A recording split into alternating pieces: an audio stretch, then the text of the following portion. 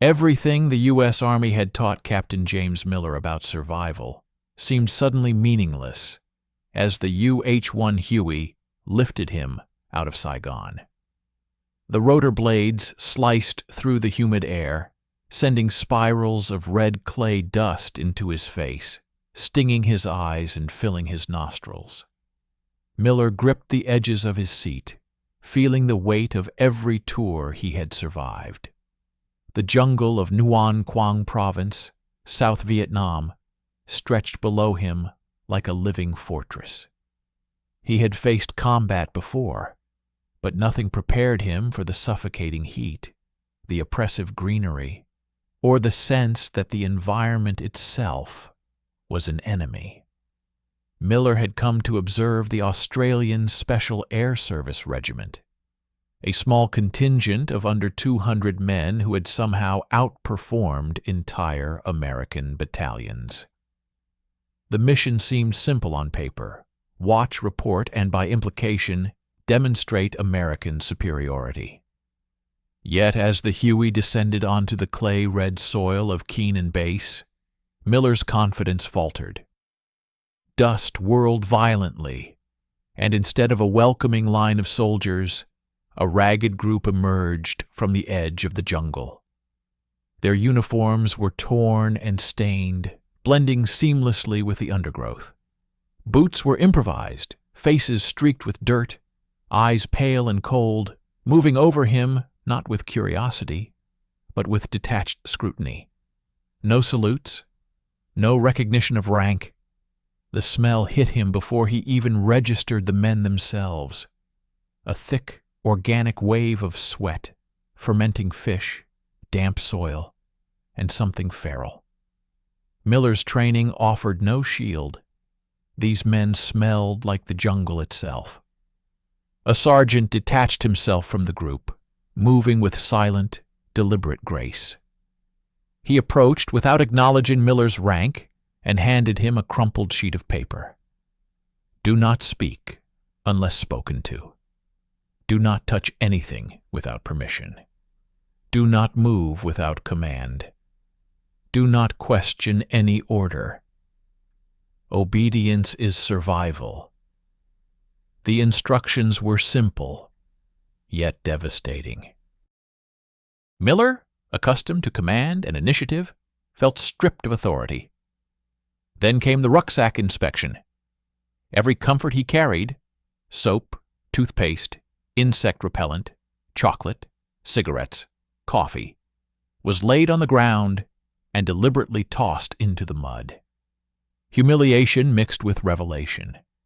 Survival depended on adapting to the jungle, not clinging to privilege or pride. He followed the sergeant into the dense green, every step an exercise in observation and patience. The canopy above muted the sun, leaving the forest in a perpetual green twilight. The smell of decay and wet earth pressed against him. Every leaf seemed alive, every shadow a potential threat. The sergeant moved like a ghost, communicating through subtle gestures, teaching Miller the rhythm of the jungle without words. Hours passed in this invisible dance. Miller learned to detect enemy presence through subtle cues: the snap of a twig, the flight of a bird, the ripple of water. He stumbled, fell, and scraped himself, each failure reinforcing lessons manuals never could. The Australians moved silently, efficiently, their connection to the land absolute. By the end of the day, Miller had begun to shed arrogance, realizing that true mastery was not in brute force or rank, but in observation, patience, and adaptability. As night fell, the jungle came alive. Amphibians croaked, insects droned, predators called from a distance. Miller was instructed to keep silent, monitor the perimeter, and rely entirely on sharpened senses. Sleep was fragmented, rations minimal. Yet in this tension, he absorbed lessons in the rhythm of survival. Comfort was a liability. Observation, restraint, and adaptability were lifelines. By dawn, Miller was physically exhausted, but mentally awakened. He had entered the jungle as a confident captain, but he would leave as a student, humbled by its logic, aware that the Australians' superiority was rooted not in firepower, but in their ability to blend with and interpret the living environment around them. By mid-morning, Miller had shed nearly all non-essential gear, carrying only a lightweight rifle, a water canteen, a small pouch of rations, and a few improvised tools. Every ounce he carried now mattered. Every motion had consequence. The patrol moved in single file, nearly invisible against the dense foliage. Miller's senses were on constant alert. The faint drip of water from leaves, the soft hum of insects disturbed by passing feet, the subtle decay of plants marking hidden hollows. Each sound, smell, and movement became a critical piece of information.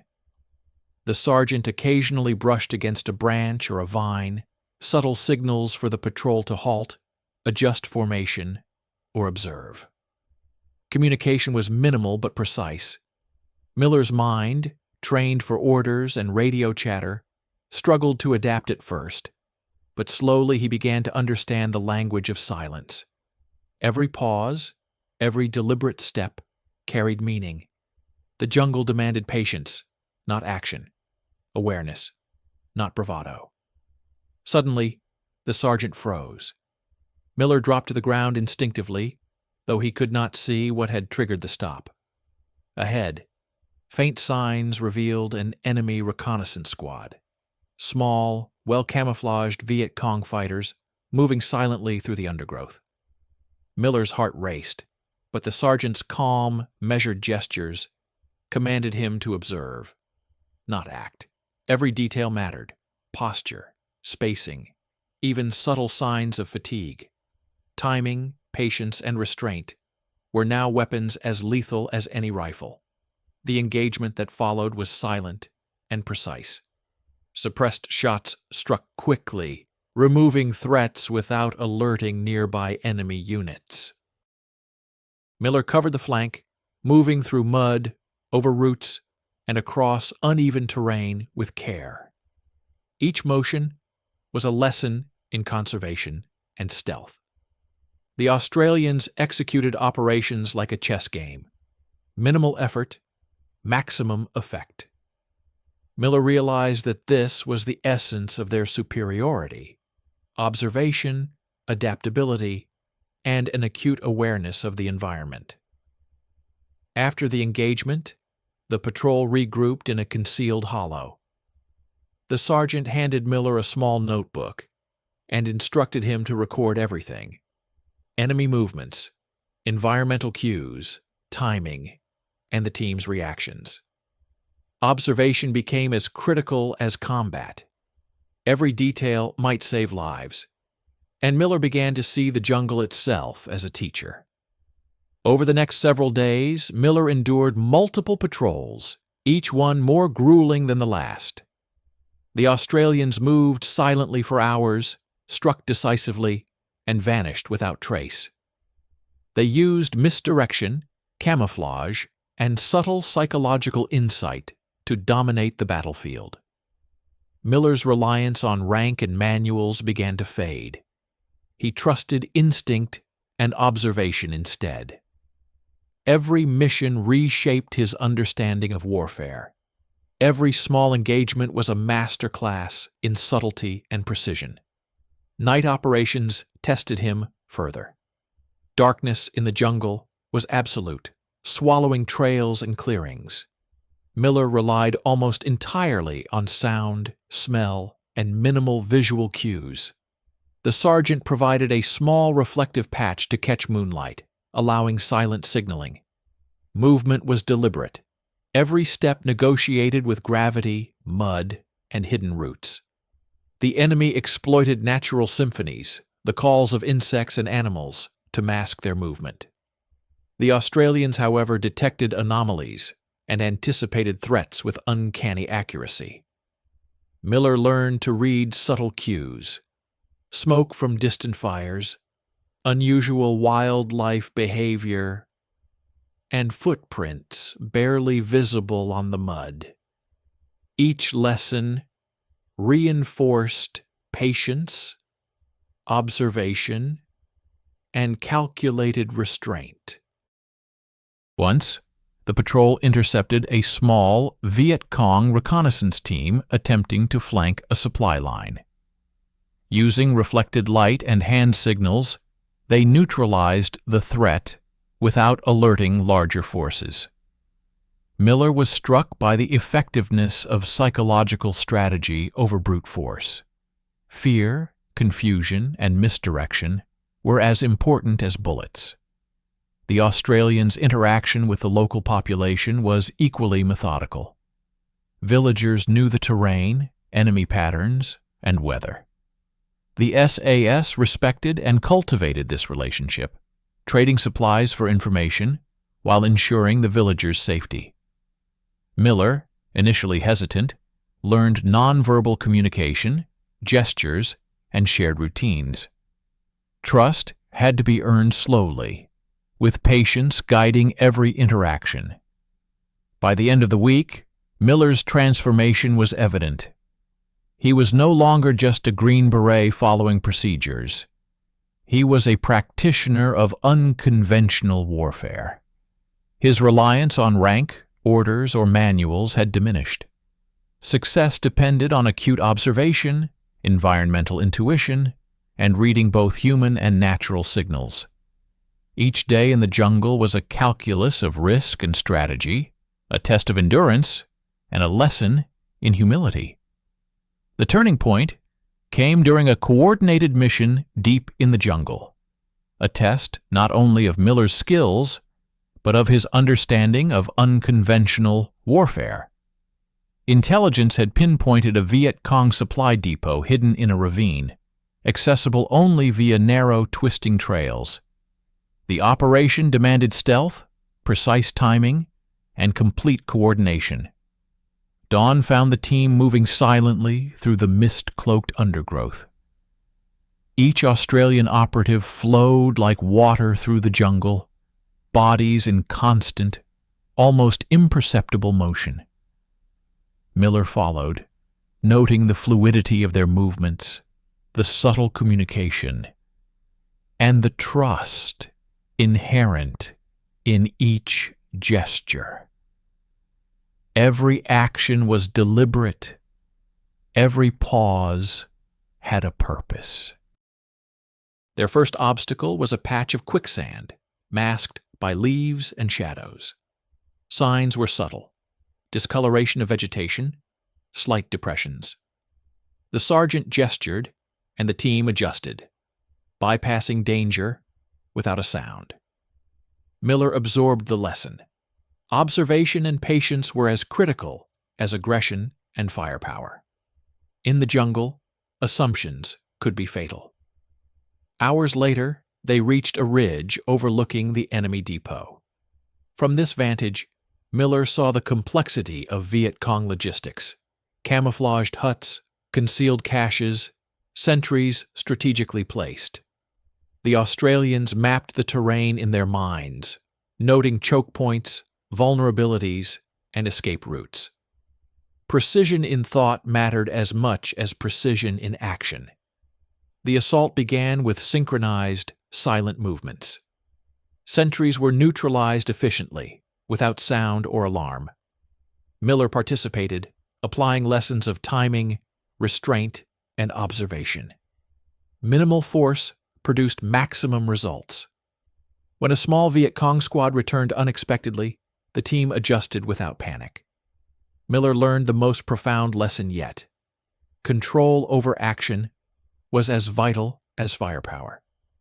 The operation lasted hours, ending with the depot secured, intelligence gathered, and the team exfiltrated without casualties. Miller's transformation was undeniable. He now balanced aggression with calculation, discipline with adaptability, and leadership with teamwork. The jungle, once overwhelming, had become a domain to read, anticipate, and navigate. Moral and ethical considerations were equally emphasized. The Australians taught restraint, minimizing harm to civilians, and ensuring collateral damage was avoided. Miller initially struggled with these principles, conditioned by conventional doctrine, but he adapted. Understanding the impact of actions beyond immediate tactical gain became part of his evolving strategy. By the end of this mission, Miller could anticipate enemy movements, read environmental cues, coordinate complex maneuvers, and make split-second decisions that balanced risk and reward. He trusted instincts honed by experience rather than manuals, and he learned to act with precision under pressure. Leadership was now about guidance and synchronization rather than issuing commands. The jungle became a mirror, reflecting Miller's inner state. Each rustle, each faint bird call, each human shadow forced him to confront fear, pride, and hesitation, the internal threats as lethal as external enemies. One morning, the patrol secured a remote village suspected of harboring Viet Cong sympathizers. The villagers, wary and armed with improvised tools, could be provoked into conflict with a single misstep. The Australians moved with silent respect, relying on gestures and subtle cues to communicate. Miller followed, suppressing instinctive commands, learning empathy over authority. A sudden flare occurred when a boy ran toward the patrol shouting warnings. Miller's old training urged immediate reaction, but he hesitated, mimicking the calm, precise gestures of the Australians. Tension eased, trust was established, and Miller realized that leadership in this environment was built on observation, empathy, and subtle influence, not force. Weeks passed, each challenge more complex, crossing treacherous rivers in monsoon rains, conducting night operations in total darkness, surviving ambushes meticulously designed to test nerves and skill. Each trial exposed weaknesses, forced adaptation, and reinforced resilience. Physical endurance was tested, but psychological fortitude was even more critical. Internal struggles were constant. Miller confronted memories of fallen comrades, the ethical weight of decisions, and the tension between American doctrine and SAS methods. Doubt emerged, questioning whether his training, identity, and self could survive the crucible of this environment. In one operation, the patrol was ambushed while crossing a narrow gorge. The Australians responded with flawless coordination, securing escape routes, providing suppressive cover, executing maneuvers defying conventional logic. Miller participated actively, but he observed that mental composure, not brute strength, saved lives. Mastery required clarity, calm, and collective trust over individual heroism. The culmination of Miller's trials arrived during a month-long deep reconnaissance mission. He and a small contingent of Australian SAS operatives were tasked with mapping enemy positions, gathering intelligence, and returning undetected. Every step was measured, every breath controlled, every movement weighed against survival and strategic gain. Mistakes could mean capture or death. Miller's senses had sharpened to a near supernatural degree. He read the jungle like a living map. Wind patterns hinted at distant human activity. Animal behavior revealed hidden paths. Subtle shifts in the undergrowth betrayed enemy movement. He had learned to communicate silently with his team, anticipating actions without words. Leadership was no longer about orders, but about responsibility, protecting, guiding, and synchronizing the group. One night, as rain fell in a relentless sheet, the patrol encountered a series of booby traps. The Viet Cong had placed tripwires, improvised mines, and concealed pits along narrow trails. The Australians moved like shadows, disabling hazards with minimal movement and near invisible precision. Miller followed, hands trembling, mind focused. Every misstep could be fatal. He realized that patience, observation, and mental calculation were now more powerful than muscle or bullets. Later, the patrol approached a remote village. Signs suggested the Viet Cong were using it as a temporary base. Miller observed quietly as the Australians conducted a careful survey, identifying enemy positions, noting escape routes, and analyzing civilian routines to minimize disruption. When they discovered civilians hiding within a structure, the SAS employed non-lethal deterrence, subtle psychological tactics, and precise timing to ensure the mission's success without harm. Miller was struck again by the importance of ethics in survival. Every action had consequences, and true mastery required understanding them fully. In the following days, Miller learned the art of silent movement. Crawling through mud, balancing along narrow ridges, and timing breaths to coincide with ambient sounds became second nature. He began noticing the smallest of cues: a bird taking flight, a ripple in a stream, a displaced leaf. Each signal provided intelligence and opportunity. The jungle itself had become a teacher, and he was a disciplined student. Miller faced a true test during a night ambush on an enemy supply line. A small squad of Viet Cong had positioned themselves to intercept the patrol. The Australians acted with precise synchronization. Hand signals, low-angle reflected light, and coordinated movement neutralized the threat silently. Miller applied everything he had learned: patience, positioning, observation, and participated without exposing the team. No unnecessary force was used. The engagement was efficient, controlled, and invisible to outsiders. Psychological warfare became an essential part of Miller's education. The SAS used misdirection, deception, and intimidation to manipulate enemy perception. False footprints, scattered gear, and decoys created the illusion of a larger force. Enemy patrols hesitated, overestimated their adversary, and sometimes retreated without confrontation. Miller realized that understanding and manipulating perception was as lethal as bullets. Interactions with villagers reinforced this philosophy. Trust had to be earned slowly, without coercion. Miller learned to communicate through gestures, shared routines, and careful observation. Every piece of intelligence was extracted respectfully, every potential conflict diffused through patience. Leadership in the jungle was as much about empathy as it was about tactical brilliance. By the end of the mission, Miller's transformation was complete.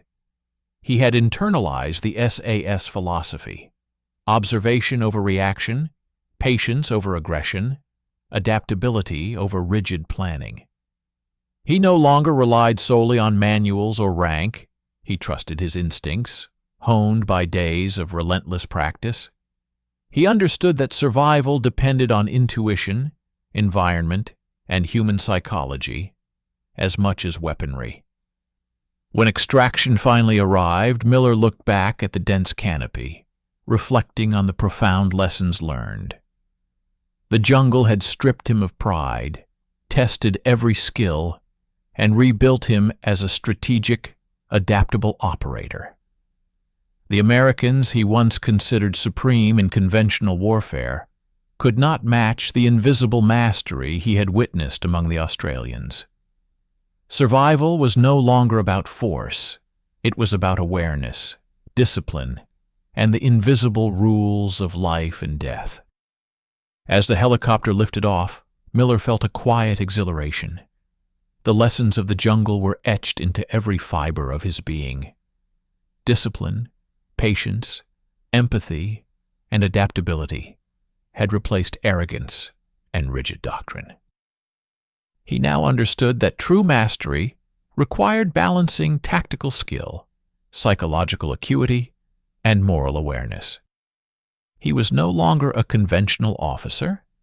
He was a student of the environment, a strategist, capable of navigating complexity with precision, and a survivor attuned to both human and natural cues. The days after the deep reconnaissance mission were quieter, but no less intense. Miller was now fully embedded with the Australians, moving as one with the patrol rather than as a detached observer. Every routine became an exercise in precision.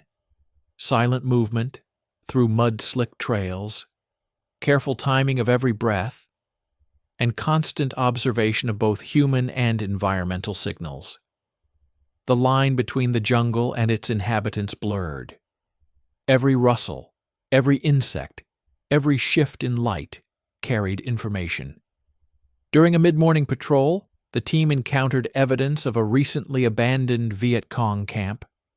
Minimal signs, trampled grass, displaced leaves, faint smoke residue, revealed patterns of movement and supply logistics. The Australians instructed Miller to record every subtle detail: the direction of foot traffic, the frequency of supply runs, and the use of camouflage. These small observations could dictate the success of future operations. The psychological challenges intensified. Operating for hours on end in isolation from conventional support tested mental endurance. Sleep was scarce, rations minimal, and the constant threat of hidden enemy patrols created a sustained tension. Miller discovered that fatigue magnified errors. One lapse in attention could be fatal. The Australians, however, maintained calm. Their discipline and focus were unwavering, providing a template for Miller to internalize. One night, the patrol was ordered to secure a supply route rumored to be used for smuggling weapons. Miller led a forward observation post under the sergeant's supervision. Every sound, shadow, and movement had to be interpreted correctly. At one point, faint footprints led across a shallow creek, their subtle depth and spacing revealing the presence of a small reconnaissance team. Miller suppressed his urge to act immediately, recalling the lesson. Patience and observation were more lethal than action without knowledge. The ambush that followed was executed flawlessly. The Australians used terrain, shadows, and precise hand signals to neutralize the threat silently. Miller, now moving with instinct rather than conscious calculation, felt an odd exhilaration. Each suppressed breath, each calculated movement, reinforced the lessons he had absorbed. The jungle favored those who saw, thought, and waited. Force without calculation was wasted energy. Patience with precision was survival. Beyond combat, Miller faced moral and leadership challenges. Villagers encountered along the patrol were cautiously engaged, always with respect for their autonomy.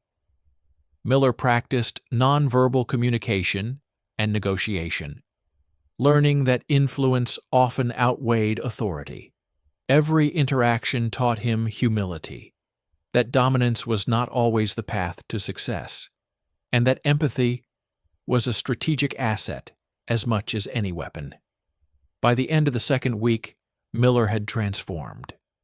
He moved silently, calculated instinctively, and observed the world with an awareness that surpassed formal training. Rank and rank-conscious authority no longer mattered. The jungle demanded skill, adaptation, and moral judgment. He had evolved from a by-the-book Green Beret into a versatile operator, able to anticipate threats, act decisively, and survive in one of the harshest environments on Earth. The final mission would cement Miller's transformation.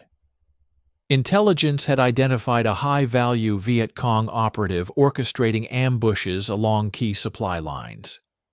The Australians devised a coordinated strike requiring multiple teams, stealthy infiltration, and precise timing. Miller, now trusted as a capable member of the patrol, was given a leadership role in guiding one flank.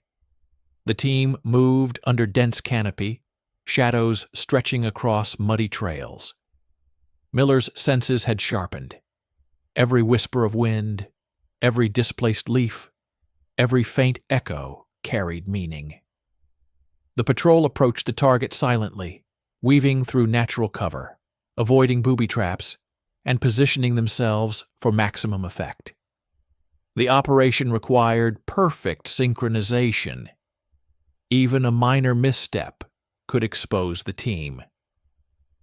Miller's unit encountered a small group of enemy scouts. He signaled for restraint, observing movements and patterns. When the moment was right, the Australians struck with lethal precision.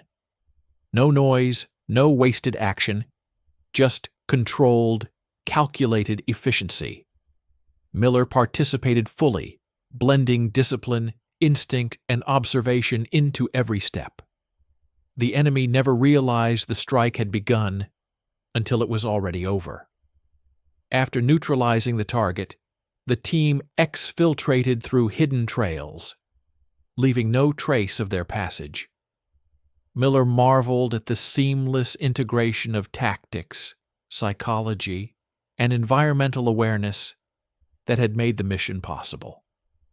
He had internalized these principles, moving with an almost intuitive understanding of the jungle and its inhabitants. The extraction helicopter arrived at dawn. Miller, exhausted but alert, reflected on the journey. He had entered the jungle as a confident, highly trained captain, armed with manuals and doctrine, but rigid in approach. He emerged as an adaptive, disciplined operator capable of understanding both men and environment, blending observation, strategy, and morality in ways conventional training could never teach. Back at base, the debriefing was routine, but Miller's mind remained immersed in lessons learned. He recorded every observation: silent movement, environmental cues, enemy patterns, and human psychology. He realized that the true value of this experience went far beyond tactical skill. It was about patience, adaptability, and understanding the interconnectedness of every element in conflict. As the sun rose over Saigon, Miller looked toward the future with a profound clarity. He carried more than medals or accolades. He carried wisdom earned in the harshest of schools. The jungle had tested him, stripped him of pride, and rebuilt him into a strategist, a student of human behavior, and a survivor attuned to both nature and warfare. The Australians had taught him that victory was not always loud or visible. It was disciplined, precise, and unseen until it was complete. Captain James Miller smiled faintly, feeling a deep calm. He was no longer just a Green Beret. He was a practitioner of observation, a master of adaptation, and a man forever changed by the living, breathing jungle of Nguyen Quang. The war would continue, but he would face it with clarity, patience, and the invisible power of the lessons he had learned: discipline, empathy, and survival through understanding.